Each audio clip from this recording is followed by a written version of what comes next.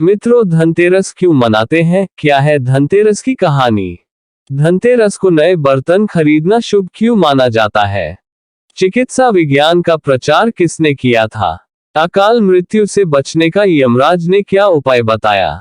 आज के वीडियो में हम आपको इन्हीं सवालों के जवाब बताने वाले हैं। भगवान धन्वंतरी के बाद माता लक्ष्मी 2 दिन बाद समुद्र से निकली थी, इसलिए उस दिन दीपावली का पर्व मनाया जाता है। भगवान धन्वंतरी की पूजा अर्चना करने से आरोग्य सुख की प्राप्ति होती है। आइए जानते हैं धनतेरस का पर्व क्यों मनाया जाता है और इसकी कथा क्या है। कार्तिक मास के कृष्ण पक्ष की त्रयोदशी तिथि को धनतेरस का पर्व मनाया जाता है। इस बार यह शुभ तिथि 23 अक्टूबर दिन रविवार को है। शास्त्रों के अनुसार इस तिथि को समुद्र मंथन के समय भगवान धन्वंतरी अमृत कलश लेकर प्रकट हुए थे। इस वजह से इस तिथि को धनतेरस या धनत्रयोदशी के नाम से जाना जाता है। भगवान धन्वंतरी के अलावा इस दिन माता लक्ष्मी, धन के देवता कुबेर और मृत्यु के देवता यमराज की भी पूजा की जाती है। इस दिन दीपावली का पर्व शुरू हो जाता है और इस दिन सोना चांदी या नए बर्तन खरीदना बहुत शुभ माना जाता है। मित्रों, अब जानेंगे कि चिकित्सा विज्ञान का प्रचार किसने किया था। भारतीय संस्कृति में स्वास्थ्य को ही सबसे बड़ा धन माना गया है और इस दिन को राष्ट्रीय आयुर्वेद दिवस के रूप में भी मनाया जाता है। मान्यता है कि भगवान धन्वंतरी को भगवान विष्णु का अंश माना जाता है और इन्होंने ही संसार में चिकित्सा विज्ञान का प्रचार और प्रसार किया।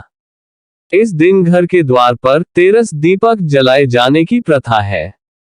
धनतेरस 2 शब्दों से मिलकर बना है, पहला धन और दूसरा तेरस, जिसका अर्थ होता है धन का 13 गुना। भगवान धन्वंतरी के प्रकट होने के कारण इस दिन को वैद्य समाज धन्वंतरी जयंती के रूप में मनाता है। मित्रों, अब जानते हैं कि क्यों मनाया जाता है धनतेरस। शास्त्रों में वर्णित कथाओं के अनुसार समुद्र मंथन के दौरान भगवान धन्वंतरी हाथों में अमृत कलश लेकर प्रकट हुए थे। जिस तिथि को भगवान धन्वंतरी समुद्र से निकले वह कार्तिक मास के कृष्ण पक्ष की त्रयोदशी तिथि थी। भगवान धन्वंतरी समुद्र से कलश लेकर प्रकट हुए थे, इसलिए इस अवसर पर बर्तन खरीदने की परंपरा चली आ रही है। भगवान धन्वंतरी को विष्णु भगवान का अंश माना जाता है और इन्होंने ही पूरी दुनिया में चिकित्सा विज्ञान का प्रचार और प्रसार किया। भगवान धन्वंतरी के बाद माता लक्ष्मी 2 दिन बाद समुद्र से निकली थी, इसलिए उस दिन दीपावली का पर्व मनाया जाता है। इनकी पूजा अर्चना करने से आरोग्य सुख की प्राप्ति होती है। मित्रों, अब हम जानेंगे धनतेरस की पौराणिक कथा। एक बार मृत्यु के देवता यमराज ने यमदूतों से प्रश्न किया कि क्या कभी मनुष्य के प्राण लेने में तुमको कभी किसी पर दया आती है? यमदूतों ने कहा कि नहीं महाराज, हम तो केवल आपके दिए हुए निर्देशों का पालन करते हैं। फिर यमराज ने कहा कि बेझिझक होकर बताओ कि क्या कभी मनुष्य के प्राण लेने में दया आई है? तब एक यमदूत ने कहा कि एक बार ऐसी घटना हुई है जिसको देखकर हृदय पसीज गया।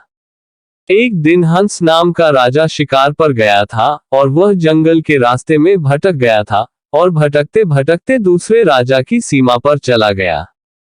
वहां एक हेमा नाम का शासक था, उसने पड़ोस के राजा का आदर सत्कार किया। उसी दिन राजा की पत्नी ने एक पुत्र को जन्म भी दिया। ज्योतिषों ने ग्रह नक्षत्र के आधार पर बताया कि इस बालक की विवाह के 4 दिन बाद ही मृत्यु हो जाएगी।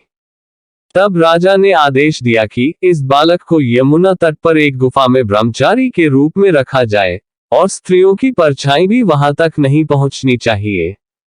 लेकिन विधि के विधान को कुछ और ही मंजूर था। संयोगवश राजा हंस की पुत्री यमुना तट पर चली गई और वहां राजा के पुत्र को देखा। दोनों ने गंधर्व विवाह कर लिया।